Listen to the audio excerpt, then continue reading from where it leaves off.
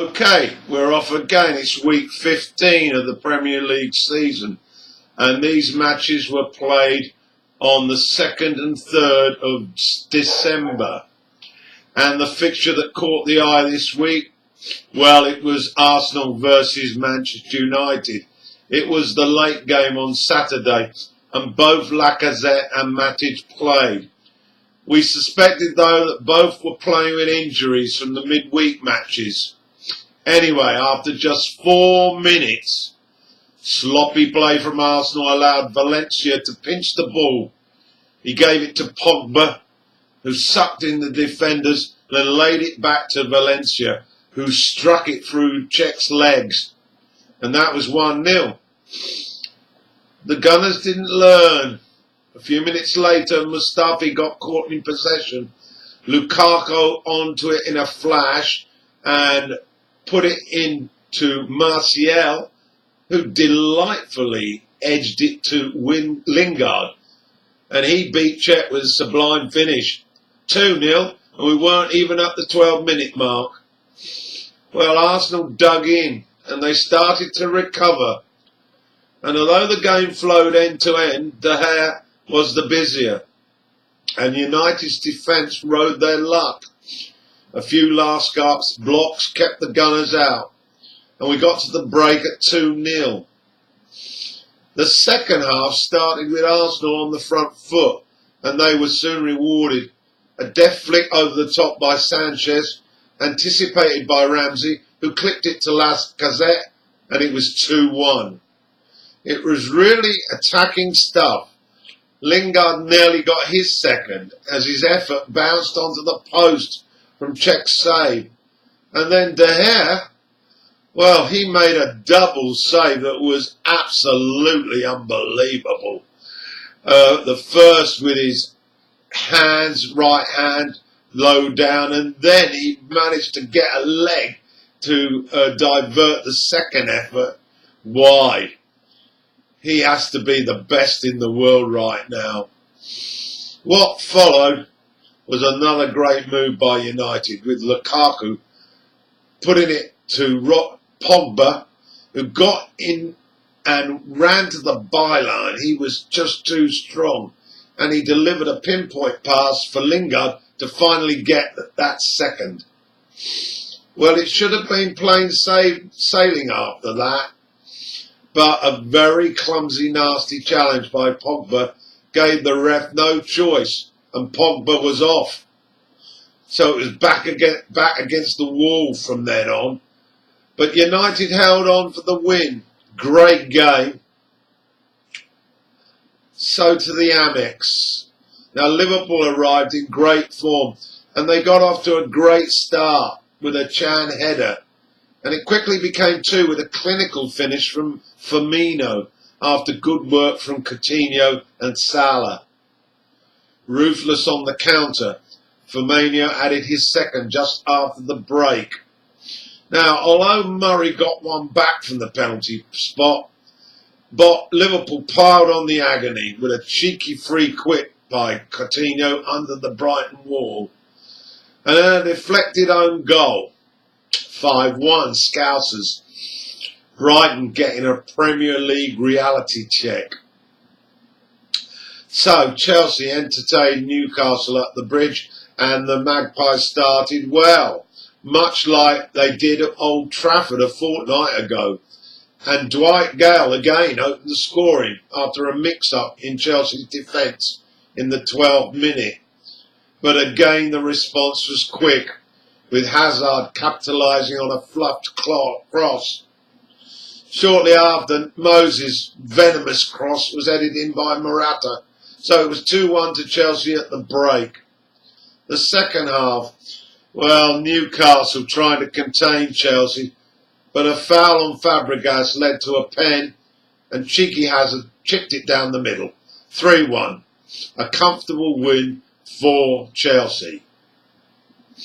Next up, Allardyce started his managerial career at Everton against Huddersfield. Well, the first half was largely forgettable. So to the second, and a swift interchange, and Sigurdsson finished off a cute move with a shot into the corner. The Terriers responded well and Ince went close. However, the result was made certain on 73 minutes when a sweetly threaded pass by Rooney found Calvert-Lewin, and via a deflection it was 2-0. Everton much more defensively organised under Allardyce, and that's 2 wins in a row. Maybe the Toffees' nightmare is over. Spurs went to Vicarage Road having lost their mojo a little, but with Watford full of goals at both ends, it was likely to be entertaining. Cabazali was on the mark, heading in the opener on 13 minutes after being left unmarked, but Spurs responded with a swift break on 25 and Son obliged. It did follow a disputed penalty claim, however, at the other end.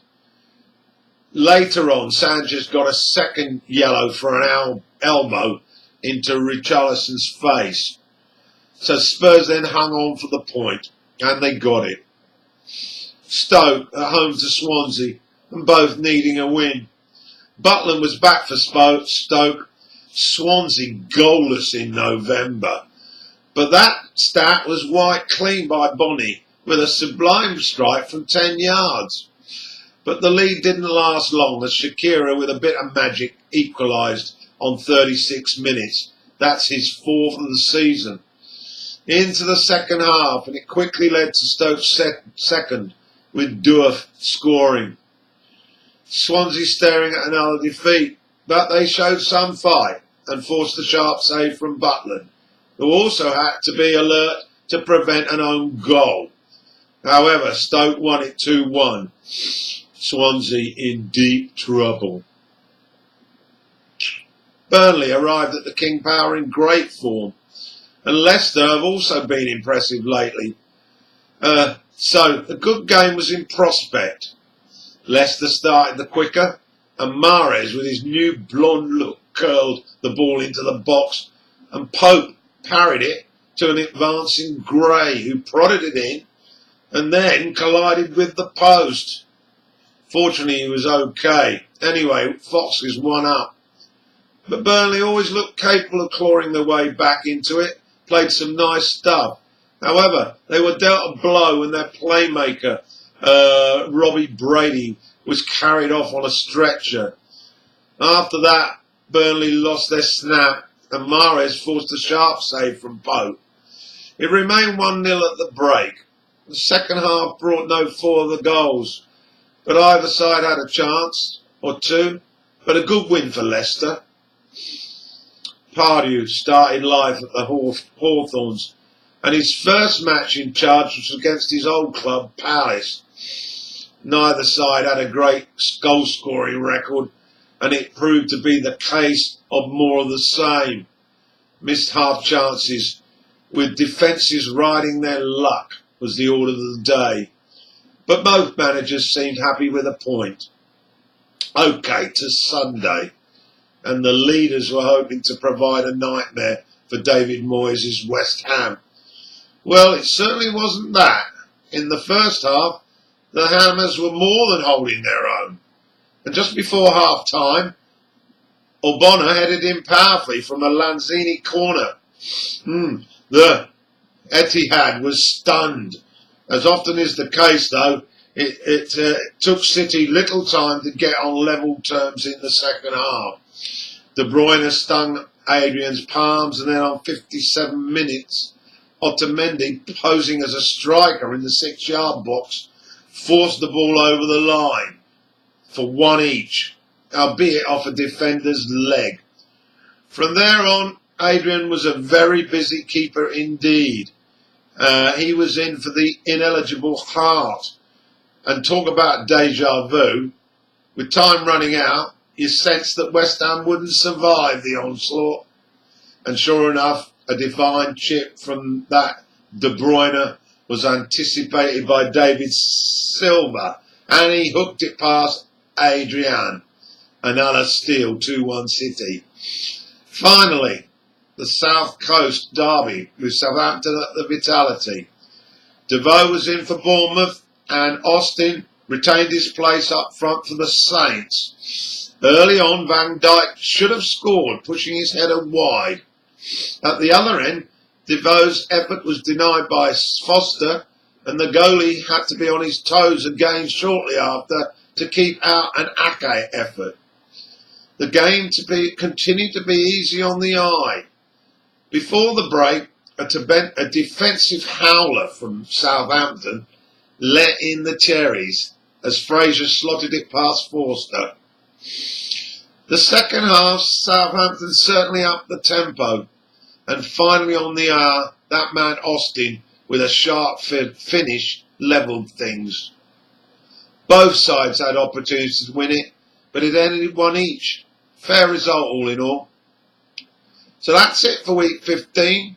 It's as we were, City 8 points ahead of United, with Chelsea in third.